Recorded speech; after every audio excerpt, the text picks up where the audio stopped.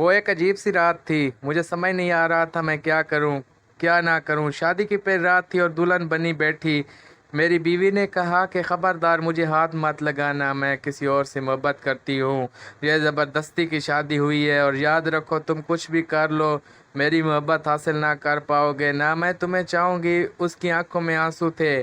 میں حیران و پریشان پاگلوں کی طرح اسے دیکھنے لگا اور سوچنے لگا کہ یہ کیا ہو گیا۔ جب کچھ سمجھ نہ آیا تو اٹھا اور وضو کیا اور نماز کے لیے چلا گیا اور اپنے اللہ سے ذکر کیا کہ یار اب یہ کیسا امتحان ہے۔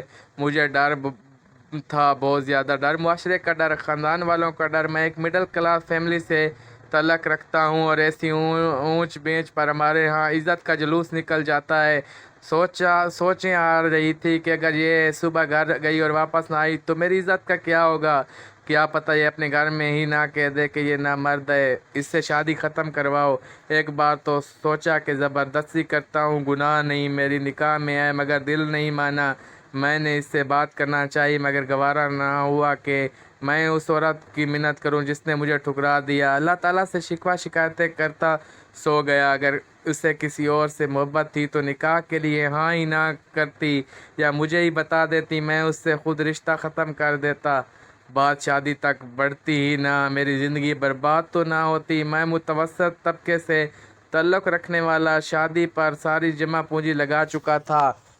خیر صبح وہ اپنے گھر چلی گئی تو بات نہیں ہوئی، 3 دن تک کوئی ہلچل نہیں ہوئی۔ 3 دن بعد اس کی امی کی کال آئی کہ بیٹا تم آئے نہیں اپنی دلہن کو لینے، تو میں لینے چلا گیا۔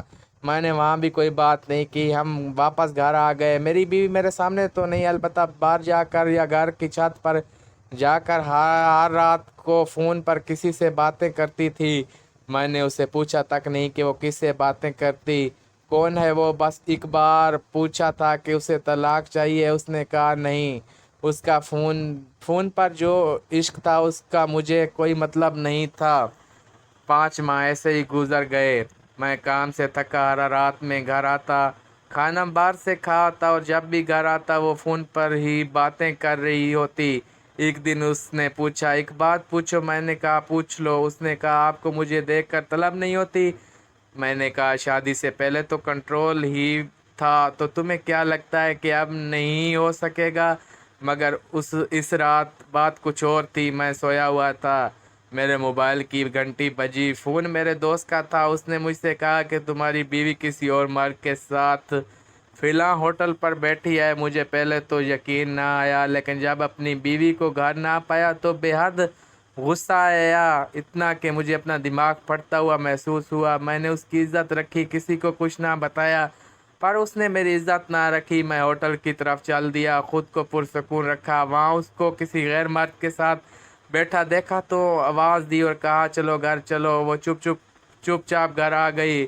گھر لا کر اسے میں نے انتہائی زوردار تھپڑ مارا کہ میری انگلیاں اس کے منہ پر چھپ گئیں، اور اسے کہا کہ وہ اب اس گھر میں مزید ایک لمحہ بھی نہیں رہ سکتی، اور اسے اس کے گھر چھوڑنے نکل پڑا۔ لیکن رستے میں تھوڑا سا غصہ ہلکا ہوا تو دماغ نے کام کیا کہ اس وقت اس کے گھر والوں کو کیا بتاؤں گا کہ اس کی بیٹی نے کیا گل کھلایا ہے۔ لہٰذا کچھ سوچ کر میں ایک ہوٹل میں گاڑی لے گیا جو صبح دیر تک کھلا رہتا ہے۔ پتہ نہیں ہمیں وہاں کتنا وقت لگا، لیکن جتنا بھی وقت وہاں ہوٹل میں صبح ہونے کا انتظار کیا وہ خاموش نظریں جھکائے بیٹھی رہی۔ اس نے کوئی بات نہیں کی، نہ ہی میں نے کوئی بات کی۔